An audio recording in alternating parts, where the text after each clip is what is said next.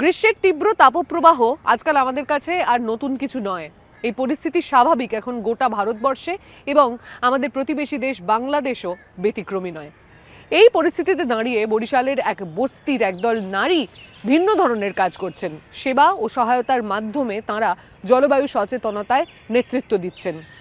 তীব্র তাপের মধ্যে প্রতিবেশীদেরকে তাঁদের সহায়তা, তাঁদের এই কর্মকাণ্ড বস্তির বাইরেও সাড়া ফেলেছে। বরিশালে এমন বস্তি এলাকাগুলোতে 1 লাখেরও বেশি মানুষের বসবাস। কীর্তনখোলা নদীর পাড়ে হাটখোলা বস্তিতে রেখা বেগমের নেতৃত্বে 3 নারী ঘুরে বেড়াচ্ছেন বস্তির নানা ঘরে। তীব্র গরম থেকে রক্ষা পেতে তারা সচেতন করছেন বস্তিবাসীকে। এই বাচ্চার তোমার এই যে মুরব্বি তার সমস্যা হইতেছে, তোমার কি সমস্যা? অ্যালার্জি, এরপর চুল কয়, অস্থির অস্থির লাগে, বমি বমি ভাব হয়, এক শরীর ঘামায়, কালকাল গোসল করা লাগে, গা পোষা লাগে, কোনো কিছু খাবার খাইতে পারি না। গন্ধ আইতেছে, তোমরা এই জায়গায় পরিষ্কার রাখো না। এই গন্ধ আইতে মাছি পড়ে, মাছি পড়লে খাওয়াই পরে যাই খাবারটা ডায়রিয়া হয়েতে। গরমে তো এমনি অসুস্থ, আরো অসুস্থ হয়ে পড়বা তোমরা। গ্লুকোজ খাবা, এরপর ডাবের পানি খাবা, আর বাচ্চা ঘামাইলে জামা পাল্টাই গা পোছাই দেবা। তীব্র গরমে অতিষ্ঠ বাংলাদেশ। তাপদাহে সবচেয়ে বেশি সংকটে পড়ছেন নিম্নজীবী মানুষ। বিদ্যুৎ জলের সংকট তো আছেই, রয়েছে তথ্যের ঘাটতি ও সচেতনতার অভাব। এসব বাধা দূর করতে 2018 সালে বাংলাদেশ রেড ক্রিসেন্ট সোসাইটি এবং ব্রিটিশ রেড ক্রসের যৌথ উদ্যোগে বরিশালের হাটখোলায় গড়ে ওঠে একটি নারী দল। বিভিন্ন দুর্যোগে নারীরাই সবচেয়ে বেশি ভুক্তভোগী হন, তাই নিজেদের নেতৃত্বেই তারা নিজেদের নানা সংকট সমাধানের চেষ্টা করছেন। এই কক্ষটিতে নারীদের নিয়মিত বৈঠকে এসেছেন আশেপাশের বিভিন্ন এলাকার নারীরা। নারী দলের প্রধান 3 সন্তানের মা জ্যোৎস্না বেগম, তিনি কেবল নিজের এলাকার নারীদেরই সচেতন করেন না, অন্য এলাকার নারীদেরও এমন দল গড়ে তোলার প্রশিক্ষণ দেন। আমরা যদি একটা শিশুকে মৃত্যুর হাত থেকে বাঁচাইতে পারি, এই গরমে কিন্তু প্রত্যেকটা প্রায় ঘরেই দেখছি ডায়রিয়ার লক্ষণটা বেশি, দস্তবমির লক্ষণটা বেশি।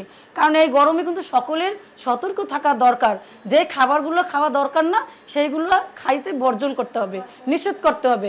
কারণ গরমে বাসি পচা খাবার খাওয়া যাবে না, এবং বাসার যে আঙিনাগুলো আছে পরিষ্কার রাখতে হবে।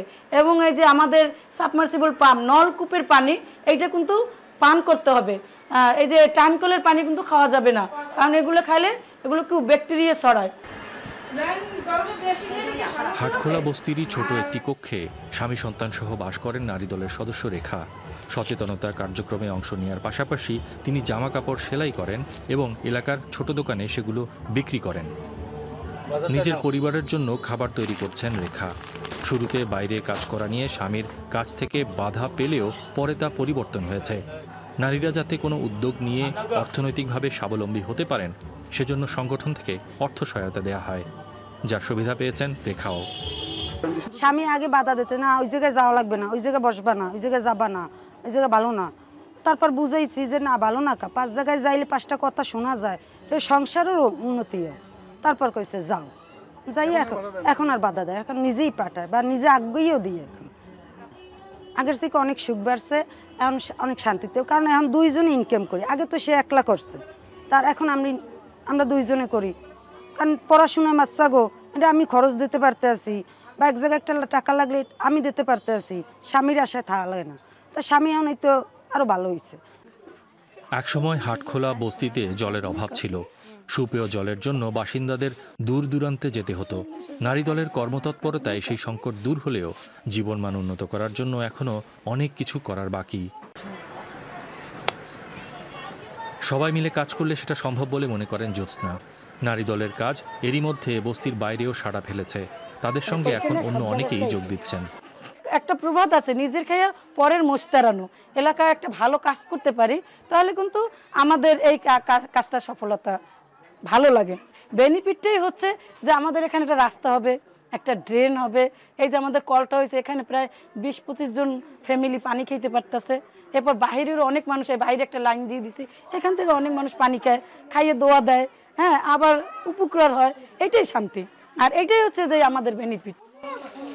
ঘূর্ণিঝড়, বন্যা, তাপদাহ, নানা দুর্যোগে নিয়মিত আক্রান্ত হয় বরিশাল। জ্যোৎস্না ও রেখারা নারী দলের কার্যক্রম এগিয়ে নিতে তৎপর।